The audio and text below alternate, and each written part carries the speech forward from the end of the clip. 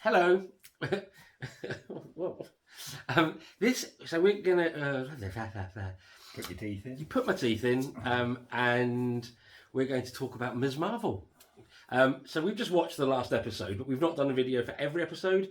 So we're going to kind of talk broadly across the series as well as what we've just seen today. And because the whole series has now aired, we'll just go fully into all kind of spoilers. So if you have not seen Ms. Marvel, if you've not seen the last episode or whatever it is, away with you now, away with you urchins. You're too bored of looking at my sweet shop window. Then come back when you can. I've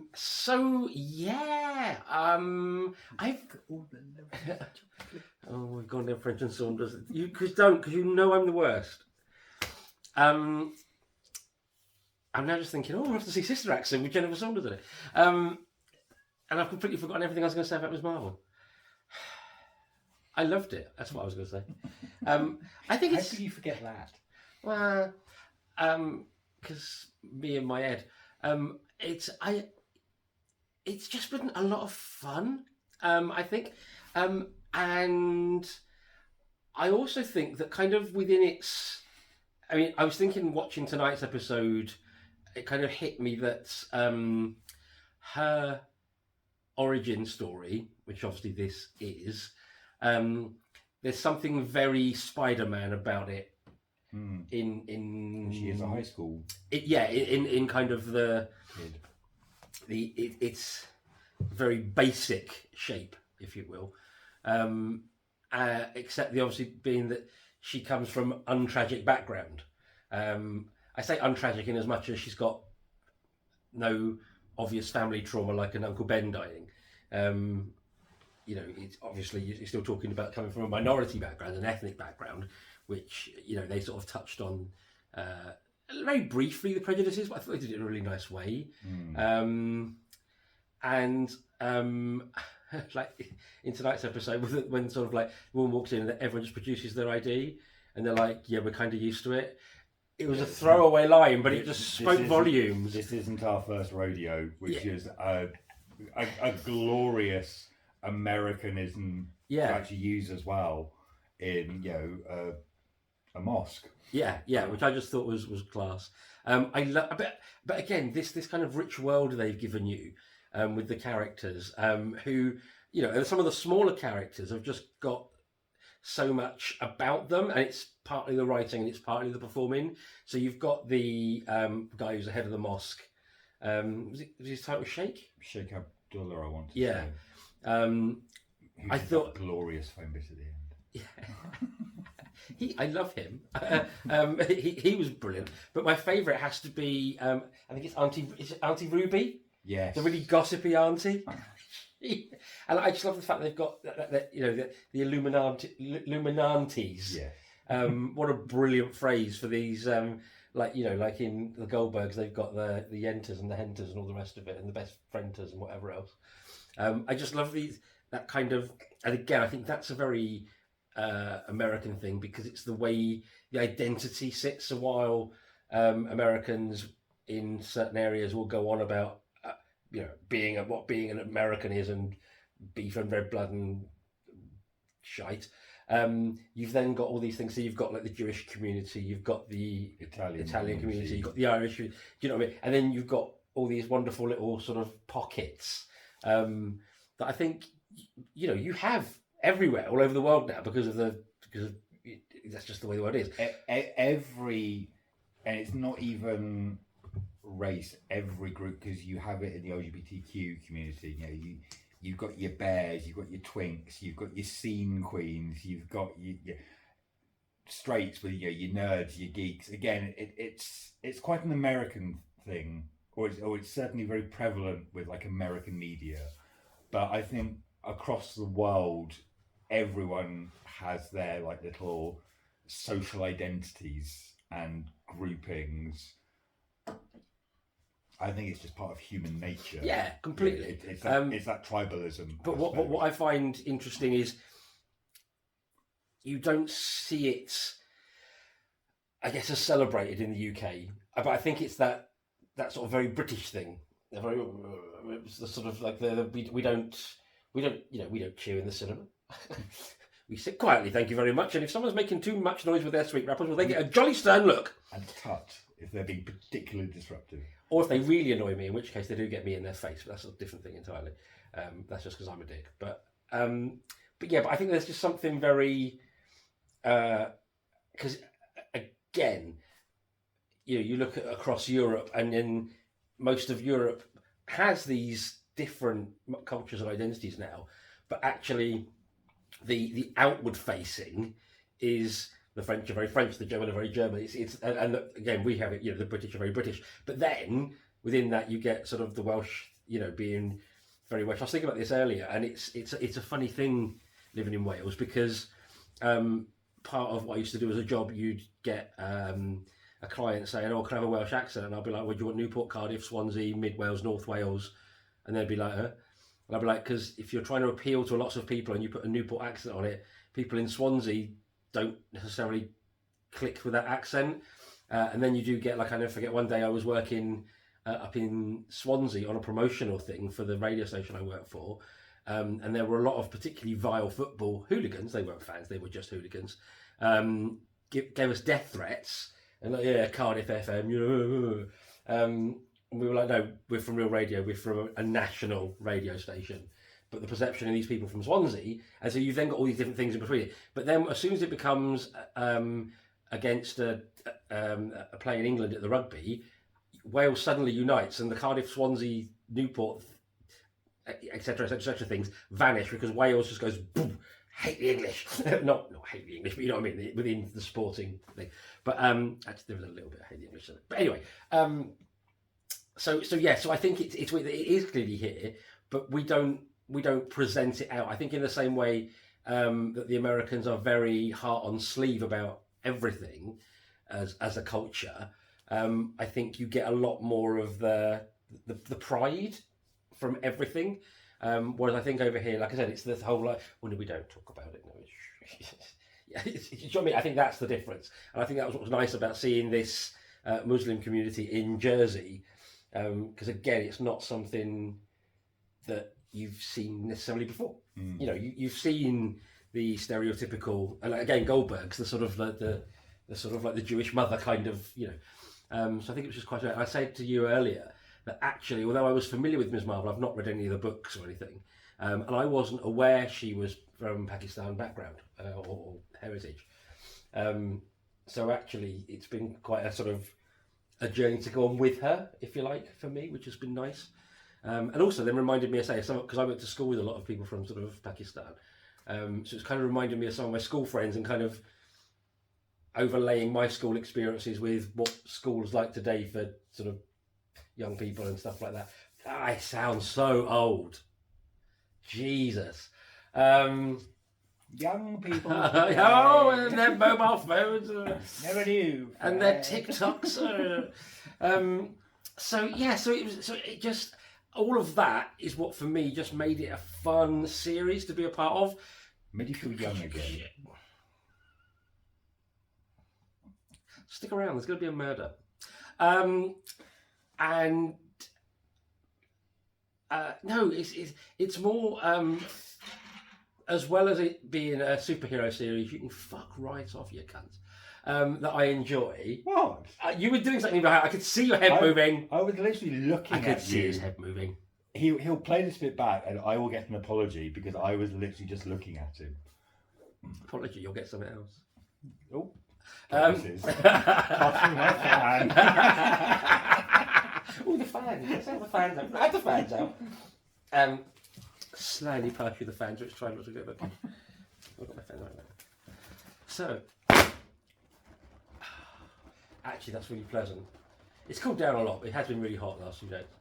And my Sorry, Charlie, we didn't mean to startle you. We've scared the living shit out of our cat. What can you do?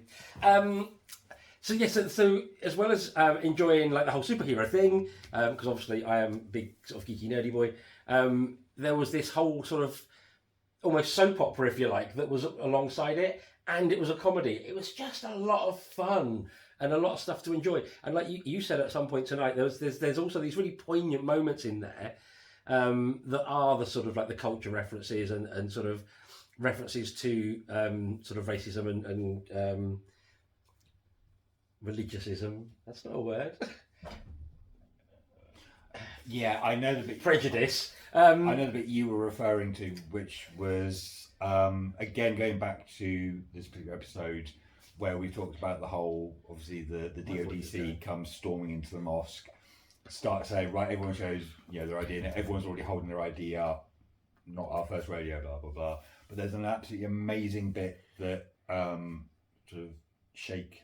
I'm going to say Sheikh Abdullah. I genuinely cannot remember properly if that's his full name.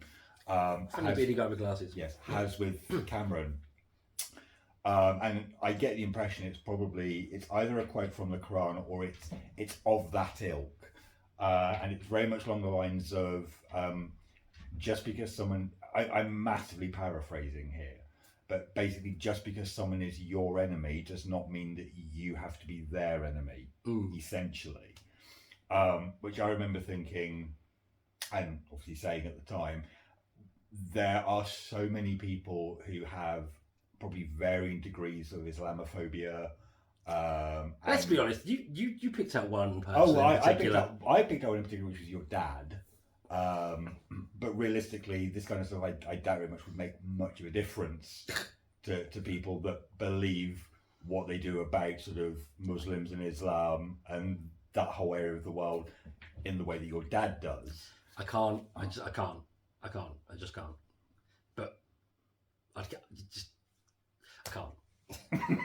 That's it. Just my dad and that whole topic of conversation. Yeah, but it was an absolutely a glorious moment for, I think, anyone who's a bit like, oh, sort of bloody Muslims this, bloody Muslims that, to actually kind of get that same sort of insight that we take for granted, where with obviously a lot of like Western Christianized media, where yes, we all have our prime examples of the Bible bashing bigots and all of that sort of stuff, which we've all grown up with, we've all to varying degrees, in some cases probably experienced in our own lives, but we're all very aware of that as a stereotype. And then it gets contrasted against the things like the Good Samaritan stereotype, the the playing guitar, let's all be friends, sort of bumbling English vicar type stuff. You don't tend to get those kind of views of kind of like that sort of cultural and religious background for non-Western cultures, essentially Western media. So I think Ms. Marvel is absolutely a flagship show for doing, and that's a tongue twister that you don't want to get sort of mixed up with, but it actually kind of shines a light on that sort of stuff for things that don't get seen enough of in Western media. Yeah, and it was a lot of fun. It was amazing. I loved it. It's a great show. Great show. And it's also left questions. The story is barely begun in lots of ways, because I think it's probably some of it I possibly didn't quite get. So like I get the whole Bangal opens the other worlds and stuff like that, and it obviously opens portals and doors, and apparently can make you swap places with other people, as we saw in the that's what we assume has happened. Post credits. It would appear that's what's happened. Yeah. Because first thing I was like, oh, she swapped places, and then I thought, oh no, she's just transformed into look like her. And then I thought back again, oh no, they have swapped places. Yeah. Which is, I was saying, it wasn't a surprise for me for Carol Danvers to turn up. I really expected it. Like to the point where I would have been more surprised if she hadn't, I think. But what I didn't know was what kind of appearance it was going to be. And I was expecting a bit more of a kind of a float down from the sky, glowing, we've got to have a talk, Missy, kind of thing. Like, that's kind of more what I was thinking would happen. So actually that little sort of tease into goodness knows only what, which didn't we work out it's something like next May or something the film comes out. So we've got about a year's wait probably till we find out what it's all about. So that'll be interesting. But then I thought the other thing that you said, it was a big sort of throwaway moment was the whole "there's something wrong with your DNA." Yes. It's it's some kind of It's a mutation. But did you notice the music, the vocal, the audio cue that went alongside it? You were going to say it's the X-Men, wasn't it? It was for a split second. It was like almost like a 90s electronic, 80s electronic, almost 8-bit, just a bar of the X-Men music. X-Men, but like the cartoon. Yeah, the proper full-on. And it was subtle, I think. But obviously it must have been subtle enough that you didn't get it. So I was never massively watched the cartoons though. I'll say this: I've never seen the cartoons. I'm just familiar with the theme tune because it's I love my theme tunes. I know lots of TV theme tunes for stuff I've never seen. The theme tune. Right? Sing the theme tune. Yeah. He's dead. You can't do that anymore. Best time to do it. Yeah, true. Can't do it. So yeah, so, but as you said, and as I thought, Ms. Marvel's actually Inhuman as opposed to mutant. So more of a Black Bolt or a Quake or a Daisy. Well, Daisy is Quake. Oh yeah. So that kind of thing. So where's that going? But the other thing is, did we ever find the second bangle? That's the bit I'm confused about. I want to say no. But isn't there a whole... And again, I kind of lost it a little bit. I might have fallen asleep, I can't remember. But when she goes back in time, I kind of got... I don't know, the whole... Where the bangle got... Did it go wibbly wobbly timey wimey on the bangle? I know, but your speech did just there. I'm trying in my head to actually work out... I'm just going to check because it's getting quite dark and I just want to make sure you can actually... Yeah, it's not too bad. Yeah. Yeah. Technology. Thanks, Samsung. Yeah, so I was trying to work out if that whole thing, like sometimes in a time travel thing, you'll end up with two of the same time machine, and it becomes the whole. But because this one from there went back, they then use this one going forward, so it kind of all goes okay. And you mean like how I had to explain that thing in Thor: Love and Thunder? Because you were asking about it. I can't say anything because we've only done a spoilers free. Yes, I know exactly what you're talking about. But yes, exactly that. I thought in my head somewhere the bangle kind of went back in time and got given to someone else, and then so that's how it ended up in the box for her to have it in the first place. So I'm like, so why has she still got the bangle? Has the bangle not got left in the past or something, or given to Granny, or given to Granny's aunt's uncle's nephew tries to remove? I just got lost a bit somewhere about the nature of the bangles and its own timeline. Nature of the bangles. Just another man. I was going to go with Walk Like an Egyptian. And this is why we're so good together. Interestingly, neither of us chose Eternal Flame. It's been done to death. Hasn't it though? So I think that's just something where I just misunderstood a plot point. But there was talk early on, or relatively early on, about two bangles. No, I won't do it. Susanna Hoss and Vicky Peterson. I think that her name, Vicky Peterson? Anyway. So is that still a thing, or has that been answered? Again, I've missed it. I thought there was a whole "there's supposed to be two bangles" thing going on. And then in my head I'm going, because Carol Danvers have two bangles. I thought, no, she doesn't. Wonder Woman does.